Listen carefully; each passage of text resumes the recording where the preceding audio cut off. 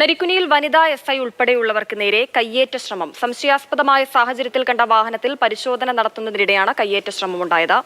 വിവരങ്ങൾ നൽകാനായി അഖില CP ചേരുന്നുണ്ട്. അഖില, എന്താണ് അവിടെ സംഭവിച്ചത്?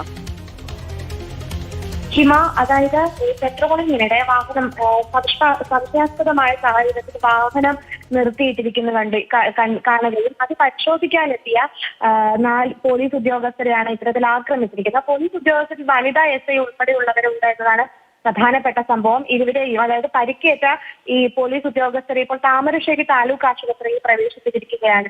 അപ്പോൾ പരിക്കേറ്റവര് ഈ SI Jeeshma, ASI Dinesh, civil police officer Ratheesh എന്നിവരെയാണ് ഇപ്പോൾ നിലവിൽ താലൂക്ക് ആശുപത്രിയിൽ പരിക്കുകളോടെ പ്രവേശിപ്പിച്ചിട്ടുള്ളത്. അപ്പോൾ സംശയാസ്പദമായി വാഹനം അവിടെ നിർത്തിയിട്ടിരിക്കുകയായിരുന്നു. അത് പരിശോധിക്കുന്നതിനിടെയാണ് ഈ അപ്രതീക്ഷിതമായി ഈ 4 പേർക്ക് അക്രമമുണ്ടായത്. അതായത് കുന്നമംഗലം സ്വദേശി ബാബുരാജ്, കുട്ടിക്കാട്ടൂർ സ്വദേശി പ്രശാന്ത്, സനൂപ് വെള്ളിവറമ്പ്, രാജേഷ് നെല്ലിക്കോട് എന്നിവരെയാണ് പ്രധാനമായിട്ടും അറസ്റ്റ് ചെയ്തിരിക്കുന്നത്.